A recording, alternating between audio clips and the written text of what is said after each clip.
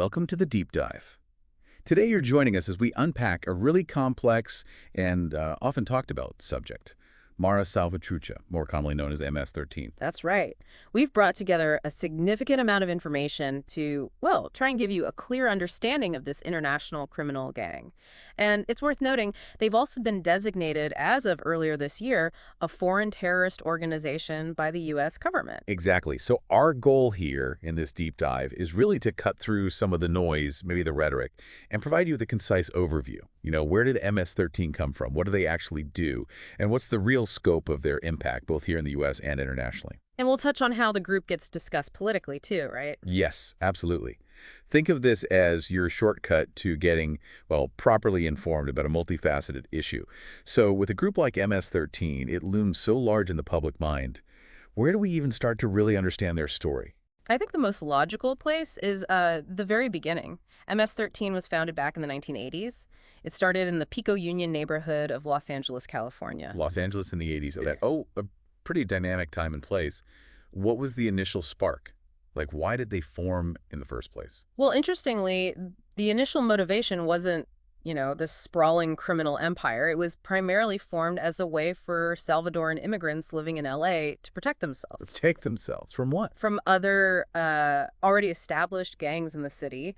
They were facing threats, and this was at its core kind of a response to that vulnerability. So it started almost like a self-defense thing, a community looking out for its own in maybe a hostile environment. That's a good way to put it, yeah. Initially, that was the main idea. Who were the people involved back then? Was it just Salvadoran immigrants? Primarily, yes. The core identity was Salvadoran. But, over time, it broadened out a bit. It started including people of Honduran, Guatemalan, and Mexican origin, too.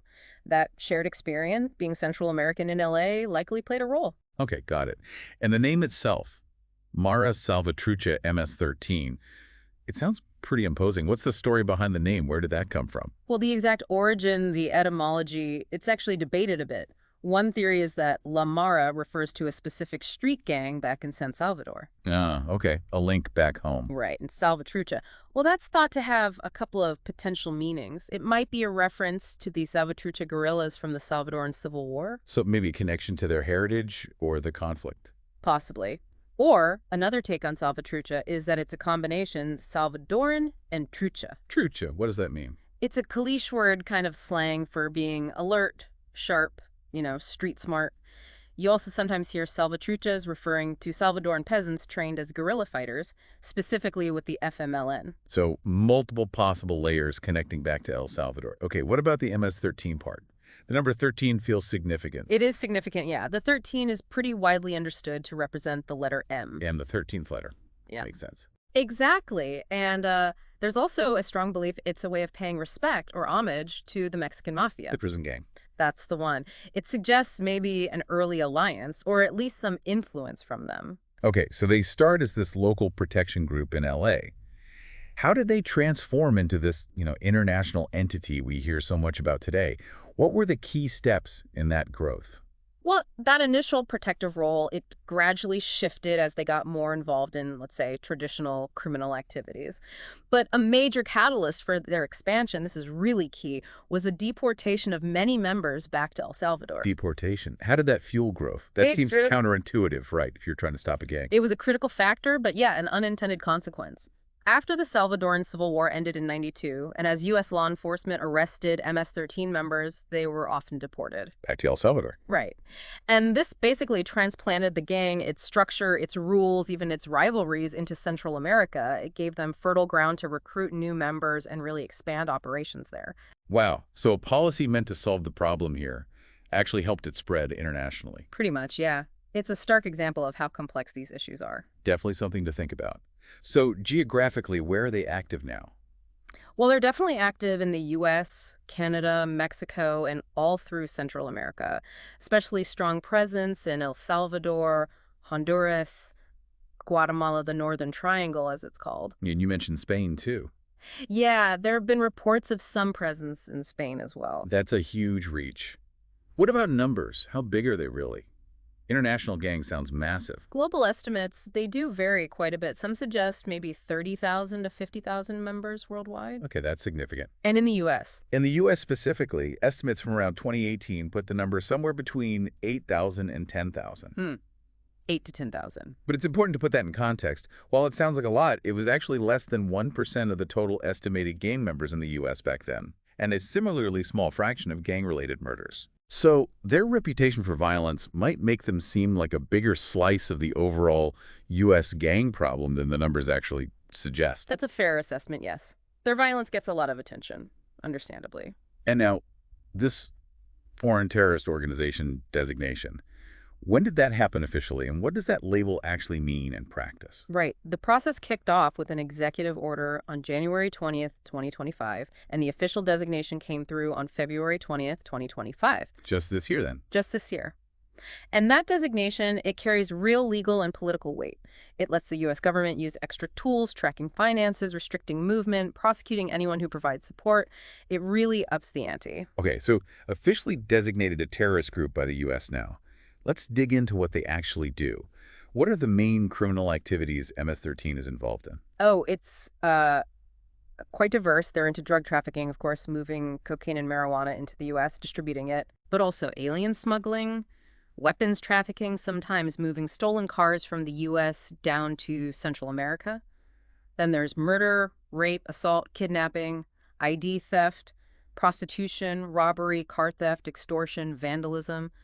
It's a pretty broad portfolio of crime. That's a laundry list. Mm-hmm. Is there anything that really makes them stand out characteristics-wise compared to other gangs? I'd say they're particularly known for, well, extreme violence and this subcultural moral code that's built on really merciless retribution.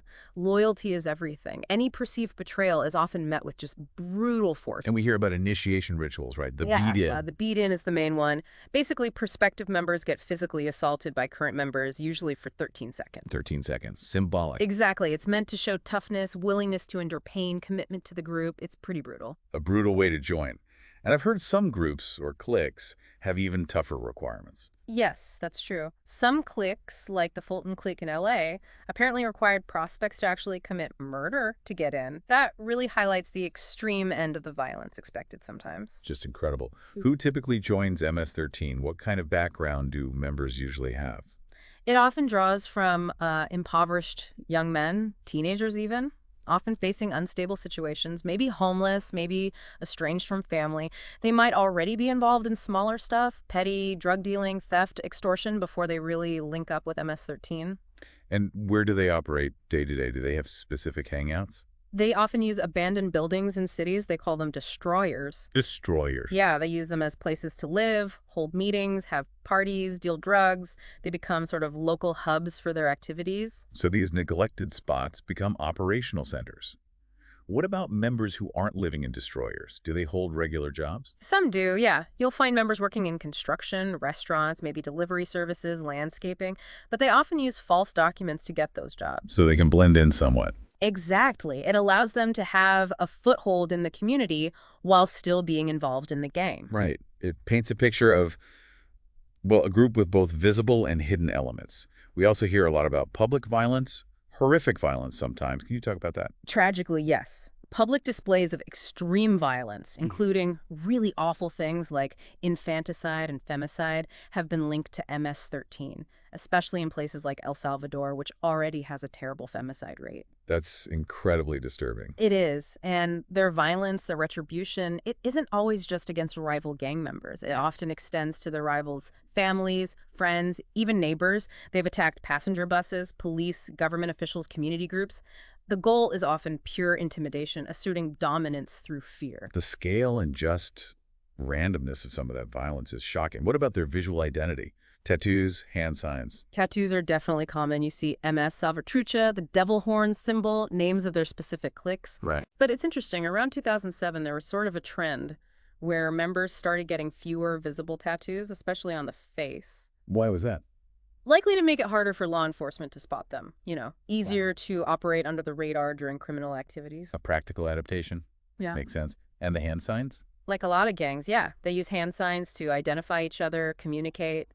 The devil horns, One index fingers extended is probably the most recognized. Sometimes you see something like the rock on sign too, but held differently. So visual shorthand and internal language. What about their structure? Are they like a corporation with a CEO or more spread out? Traditionally, MS-13 has been more like a network of loosely connected local groups called cliques. In the US, these cliques often acted pretty independently, based on local conditions. So decentralized mostly. Historically, yes, but law enforcement has reported seeing more coordination between cliques in some big US cities recently: Atlanta, Dallas, LA, DC, New York. So that might be changing, maybe becoming more interconnected. Interesting. What about in El Salvador? Is it different there given their deeper roots? Generally, yes. In El Salvador, the structure is seen as more centralized, more cohesive. Around 2002, high-ranking members set up something called the Ranfla Nacional. Ranfla Nacional. Yeah, it's basically a command structure. Yeah. It's believed to direct violence and murders both inside El Salvador and even coordinating hits in the U.S. sometimes. So definitely a more formal leadership there. Okay, a key difference. Let's shift to their external relationships. Who are their friends and enemies in the criminal world? Alliances and rivalries. Well, they've definitely made alliances with some big, powerful groups: the Gulf Cartel, Jalisco New Generation Cartel, the Mexican Mafia we mentioned earlier, Sinaloa Cartel. Wow, major players. Yeah, absolutely. And in the U.S., they align with Sureños gangs who often answer to the Mexican Mafia anyway. These alliances help with drug trafficking, getting weapons, things like that. Okay, and enemies. Yeah. I know the 18th Street Gang always comes up. Yes, 18th Street is the big one, their primary, longest-running rival.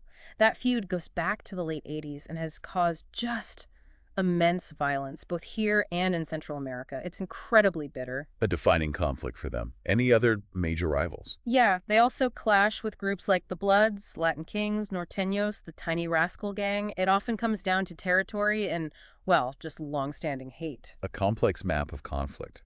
What about their role in Mexico with those cartel alliances? Well, MS-13 in Mexico, they've been involved in deals with cartels for drugs and guns, and disturbingly, there are reports linking them to violence against migrants on Mexico's southern border. Adding another layer to the dangers migrants face. Okay, given all this violence and crime, obviously governments have tried to crack down. What have been the main suppression strategies? It's been a mix of things, really, on both sides of the border.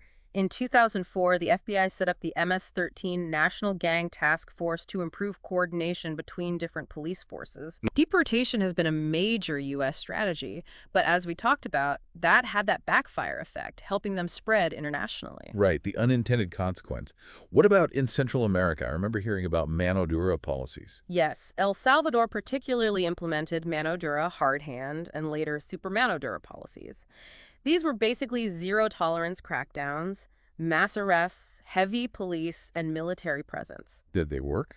The results are debated. They led to overcrowded prisons, potential human rights issues, and didn't necessarily solve the root problems. There was also that controversial gang truce around 2012-2014. A truce between the government and the gangs. How did that work? It was sort of an unofficial negotiation. Gangs, including MS-13, apparently agreed to lower the homicide rate drastically. In return, they got things like transfers to lower security prisons, maybe some government programs. Did homicides go down? They did, significantly, for a while. But the flip side was the truce gave the gangs breathing room. They could consolidate power, strengthen their organization, focus on other crimes like extortion. So a trade-off.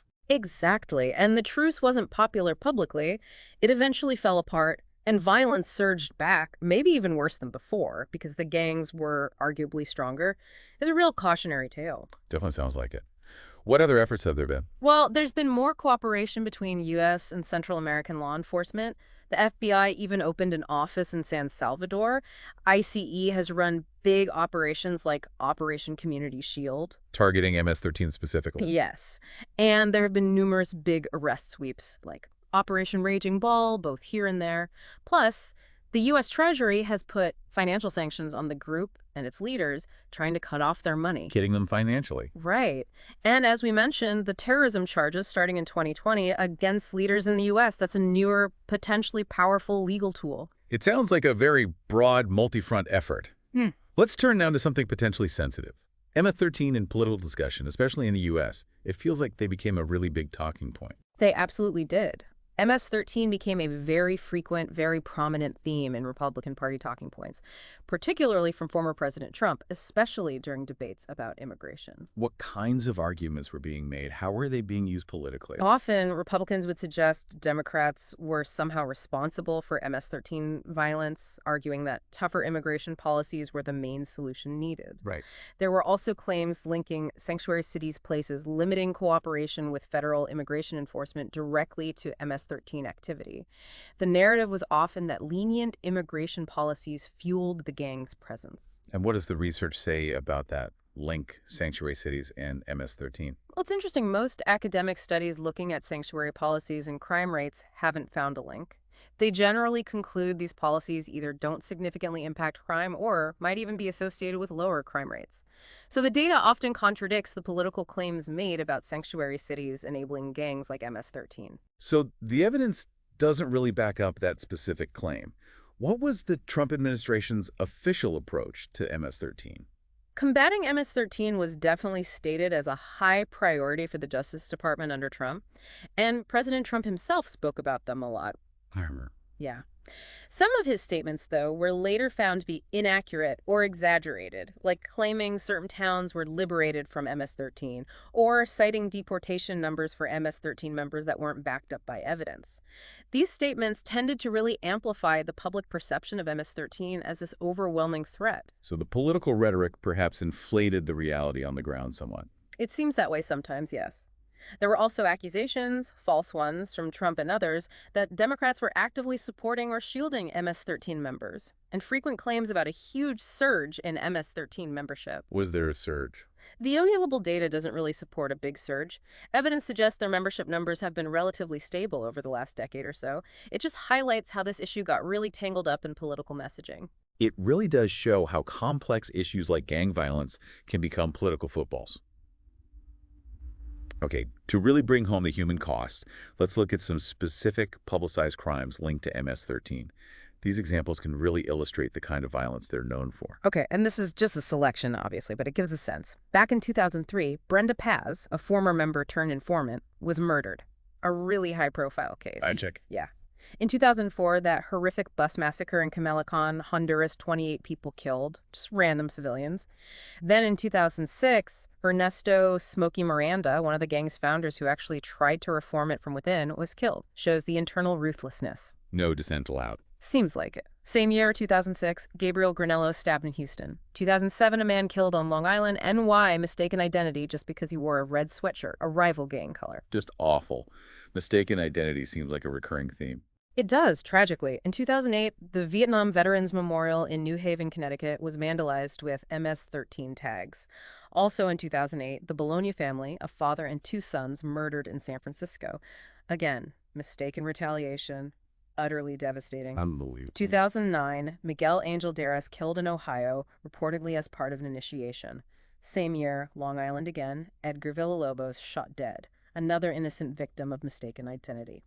There was even an alleged plot that year by leaders in El Salvador to assassinate a federal IC agent in New York. Targeting law enforcement directly. That's brazen. It shows a certain level of audacity, yes. These cases really span the country and show different facets of their criminal activity. Have there been major convictions or ongoing efforts related to these? Yes, absolutely. In 2011, 6 members in San Francisco were convicted on federal racketeering charges, covering murders, extortion. In 2012, 3 convicted for killing Moises Frias Jr. again, mistaken identity over red clothing. The color red again. Yeah. More recently, 2016, the kidnapping and murder of Jordi Machia in Maryland. 2017, Raymond Wood murdered in Virginia. Walter Yovani Gomez, wanted for a 2011 murder in New Jersey, was caught in 2017 after being put on the FBI's most wanted list. So they are being pursued. Definitely. The DOJ even sought the death penalty in 2020 for Elmer Martinez for the 2016 murders of 2 teenagers in Virginia.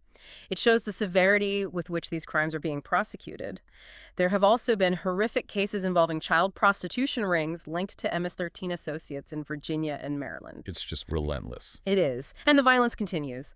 Long Island has seen numerous murders linked to MS-13 over the years, mistaken identities, internal disputes, attacks on rivals. There was a fatal shooting on the NYC subway in 2019 targeting an 18th Street member. Large-scale arrests continue, like a major bust in New York in 2019 that took down numerous leaders and members. And the pursuit of fugitives is ongoing, too. Yes, high-ranking members like Yulan Adone or Tragacarius are on the FBI's top 10 most wanted lists. Others have been arrested and deported recently. There was even a case in Spain, Operation Cruzon, targeting MS-13, using legitimate businesses for money laundering. And in LA, recent reports of assaults on transgender women linked to MS-13 extortion rackets. The problem adapts and continues. It really covers such a wide spectrum of crime and violence. We've covered a huge amount of ground here, from the origins, the growth, the specific activities, the rivalries, the attempts to stop them, and how they figure into politics. You have. And just to maybe wrap up the key points, MS-13 has this complex history, starting as protection for immigrants, then evolving into this incredibly violent international gang. They're involved in almost every type of crime imaginable. Right. That rivalry with 18th Street is crucial to understanding the violence. Efforts to suppress them have been varied law enforcement, deportations with those tricky consequences, even that failed truce. And yeah, they've become a major, often distorted symbol in political debates, especially around immigration. So as we finish this deep dive, looking at MS-13's history, actions, and impact, maybe we leave our listeners with a final thought. Considering how tangled MS-13's story is, with things like migration, U.S. foreign policy in Central America, and all these different law enforcement tactics, what are the most effective, sustainable, long-term solutions? How do you really address the challenges posed by transnational gangs like this? That's the million-dollar question, isn't it? No easy answers there. Definitely not, but something worth thinking out. Thanks for joining us on The Deep Dive.